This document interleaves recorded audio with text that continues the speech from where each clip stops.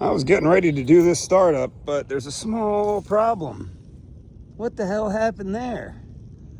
Usually I'd be upset about this, but I've got the tool for the job today. But wait, there's more. Just when I thought it was only that being broken, I was wrong. That just went from an above ground repair to a below ground repair, which requires below ground repair tools. Using those below ground repair tools got us to this point, the bottom of the problem, which was this. It's broken. Let's get that out of the way. We've got some broken fittings, so let's go ahead and add some new fittings and a new piece of pipe. And it's going to look like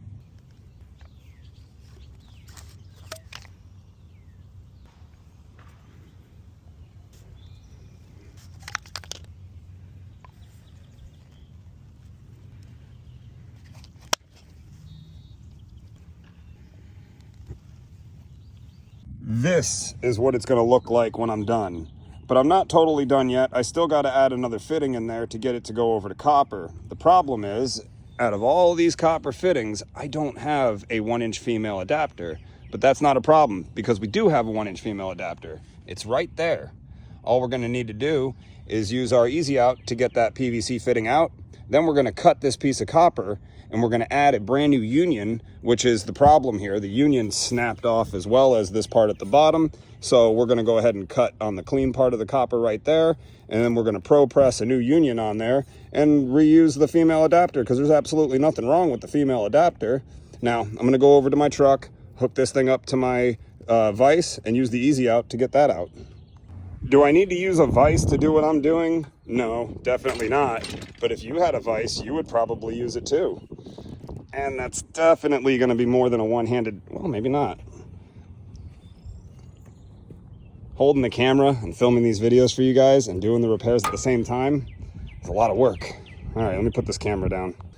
All right, now we got this piece out. We're going to take a preventative measure here, and we're going to use a Schedule 80 nipple instead. So I'll go ahead and, while I still have it in the vise, get this screwed in real nice and tight with some channel locks, and then I'll trim it right about there so we can place it right back into the fitting that we just installed. So I'm going to use my wrench at the very end of the nipple so that I can cut that part off of the nipple, and we'll be good to go. And just like that, this is a usable part.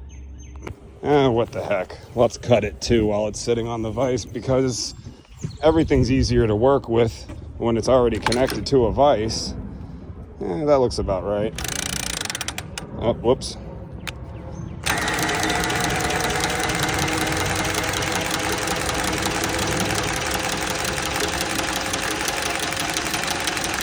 Okay. That is some thick copper. There we go. Looks like I skipped something, like measuring out where that fitting actually needed to be glued, because you see, that's lined up, but this is not. It's off by about, I don't know, an inch or two. So what we're gonna need to do is cut that line one more time, add another coupling, and move that PVC line back just a touch so that these will line up. In addition to that, I glued all this together and didn't realize that I'm going to need to put a coupling on there, and it's going to be a pain in the neck to get the ProPress in there to do that.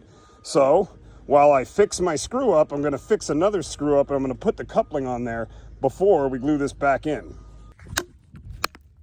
I'm using a 1-inch piece of pipe here to guide me to make sure that I cut out the right section of pipe, and that looks about right to me. So we're going to go ahead and glue this back in. And, oh, before we glue it back in, we're going to make sure to put that coupling on right now. Now I don't have to fight with it. Just be careful of those stupid little barbs that end up in your finger for 2 weeks. I know what you're thinking. That was just pressed onto the pipe you were working with. Why'd you cut it off? Well, let me show you this other fitting real quick, and I'll explain why I cut it off. You see on the inside of the fitting right there, that little tab that's halfway in the middle of the fitting? That's supposed to stop the pipe from going all the way through the fitting so that it sets up correctly. Well, I don't know how this happened, but somehow the pipe made it past there. Fortunately, I noticed it before I pressed the next fitting, because had I done that, it wouldn't have worked out for me. It would have definitely leaked. So I cut it out and put together all new parts. The only problem is the damn press died. All right, we've got everything glued in and pressed on, except for that last connection. This is the moment of truth. And I'm pretty sure I'm not gonna be able to do this single-handedly, but we'll give it a shot. We'll get this side lined up over here, and then I'll have to use two hands. Hold on, maybe I can get this side, and then this side, boom, boom. There we go. Now, I'll tighten this side up. I'll use two hands to make sure that that copper goes all the way into the fitting. Then we'll use this little puppy right here to get it all connected. Everything is tightened up and lined up. All that's left to do is the last press right here. And single-handedly, I freaking love this tool. We're gonna go ahead and get that fitting pressed, tighten everything up, tighten up the backflow, and get this system started up. All right, she's pressurized. And just to show you that, here we go. We'll open up the number 1. For shits and giggles, we'll open up the number 4. There you go. So we've got water traveling all the way through the line. We don't got a leak. It's a good repair. On to the next one.